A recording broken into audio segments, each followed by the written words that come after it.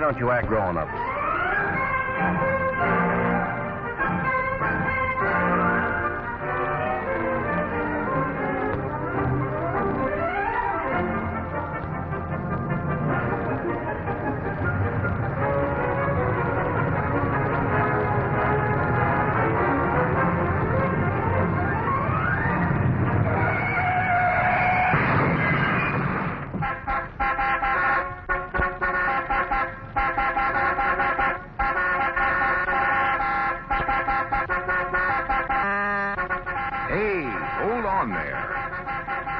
Stop it.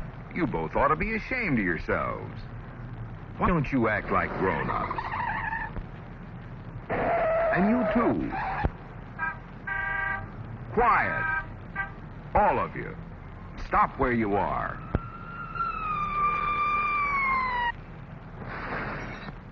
There, that's better. Of course, if you'd rather not listen, go ahead. Just step on the gas. Take off. You can't go forward. So why not go back for a moment? Let's see how you got into this mess in the first place. Come on, all of you, back.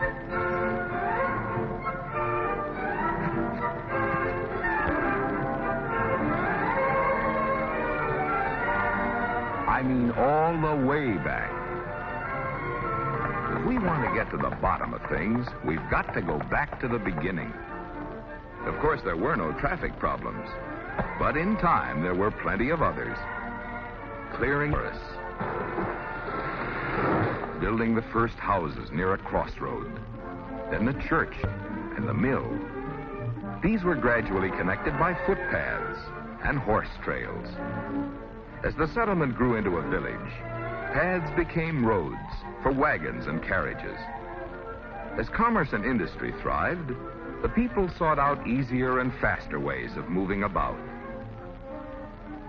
But as the city continued to, transportation was stirring the imagination of the daring few who could afford it.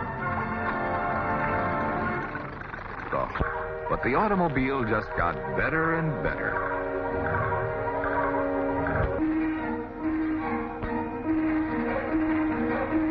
Pretty soon it wasn't just luxury or a convenience. It became part of the American standard of living.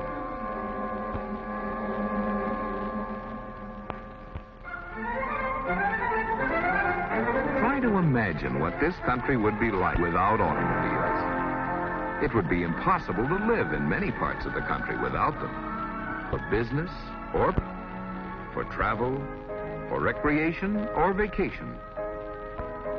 There's nothing like a car.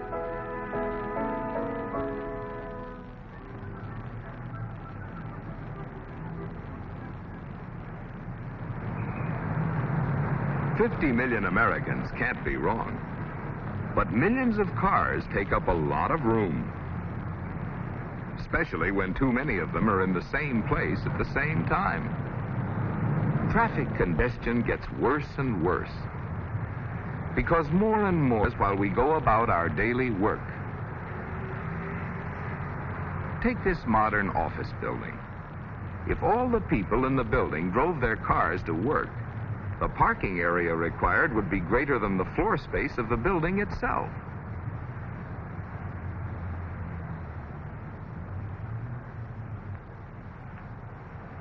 City planners and traffic engineers have been trying valiantly to make more space available for traffic handling. But the increasing number of cars requires wider streets and more off-street parking lots. In many cases, valuable land must be sacrificed to the traffic monster. But these changes only bring more cars into already overcrowded downtown streets, and the traffic situation becomes more acute and aggravating than it ever was before. We widen our streets and invite more traffic. More freeways, more cars. And so the cycle goes.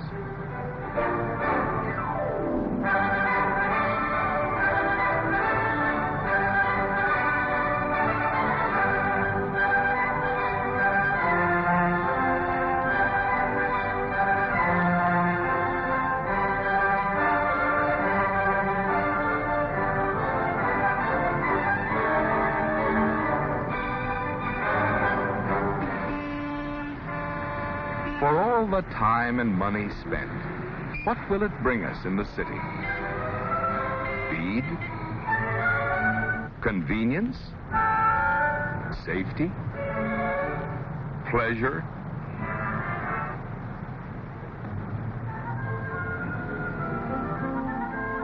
We've been trying to move traffic when the basic intent is to move people. It's the objective in every community to move people.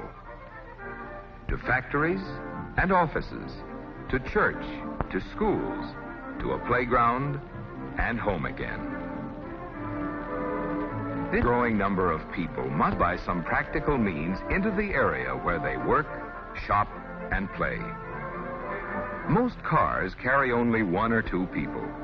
Within this block, 50 people in 40 cars.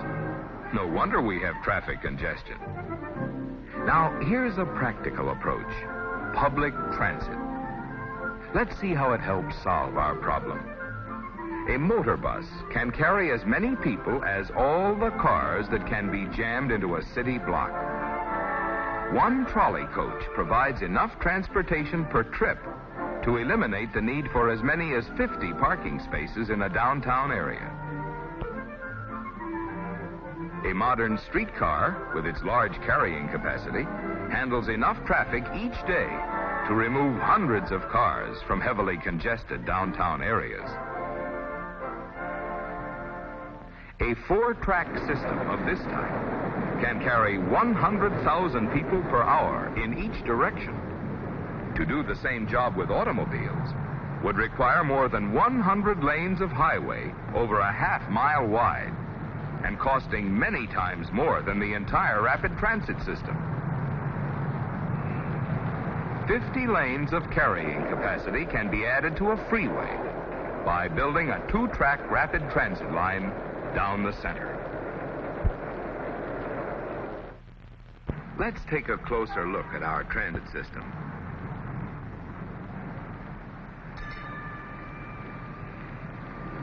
So far as most of us are concerned, public transit is dropping a token into a fare box. These tokens all add up to one thing: a faster, safer, more dependable ride for you.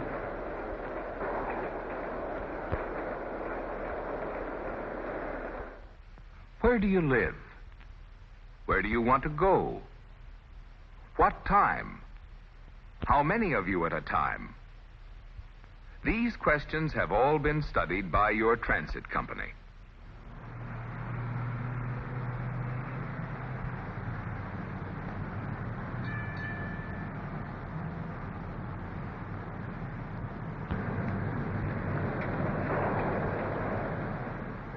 Your arrival at work must be timed.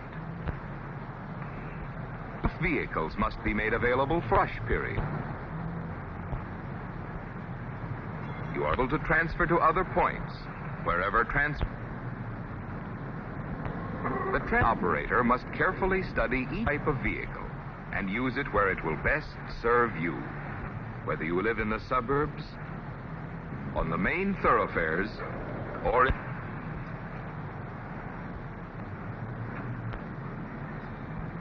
trains running over private right-of-ways prove to be the most practical way to handle large numbers of people in the large cities.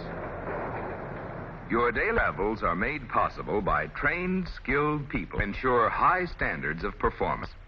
High standards for equipment, too, must be upheld.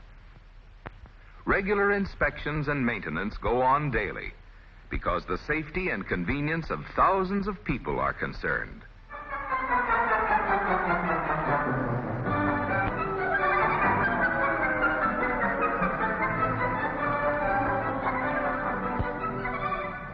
On rapid transit lines, block signals control the safe movement of many trains. The location and movements of each train are controlled through the dispatcher's board.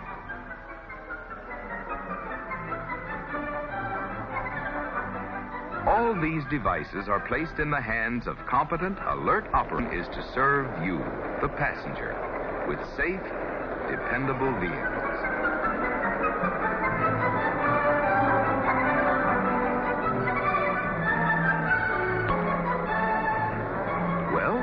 public transit in action, a logical solution to traffic congestion.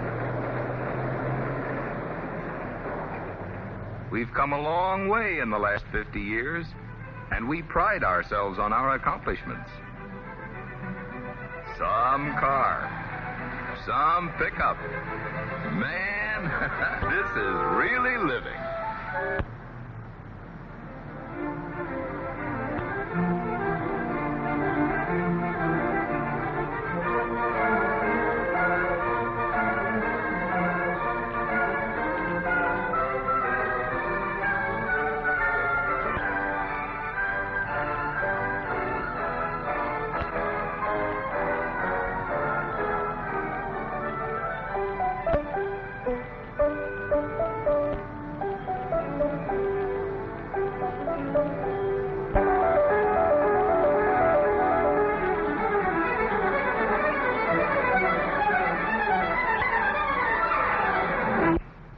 It was bound to happen. We've been trying to move traffic when the basic intent is to move people. We must move people or our cities will be strangled. To move people, cities must take drastic action. Establish a system of arterial and local streets. Control traffic lighting that speeds the flow to work, and enforce driving and parking restrictions in heavily traveled streets. Ban parking on main streets during rush hours. Restrict turns at busy intersections. And some cities may have to reserve streets, or at least traffic lanes, for transit vehicles alone. Because one person in one car can delay hundreds of people in the transit system. Merchants may have to accept deliveries at off, and you must give the transit system a fair rate and tax legislation. Then, with new laws enforced, surface transit can give service of rapid transit. It will be even more convenient and practical to park your car outside the downtown area. On the outskirts, there is more, and your transit system will then get you to work comfortably and in half the time. You will be exams more dangerous than the transit ride. You will be able to ride to the corner near insurance rates will be reduced. Valuable property will be saved for business and industry. And because of reduced congestion, speed the flow of the majority who already ride the... If you're sick of fighting traffic now, what do you think it might be? What do you want? Your town strangled by traffic congestion? Continual destruction of valuable property? Or is your town going places, building a sound urban transit system that will speed the travel of people today or city grow tomorrow? Stop thinking in terms of moving vehicles, people, and your town will be going places.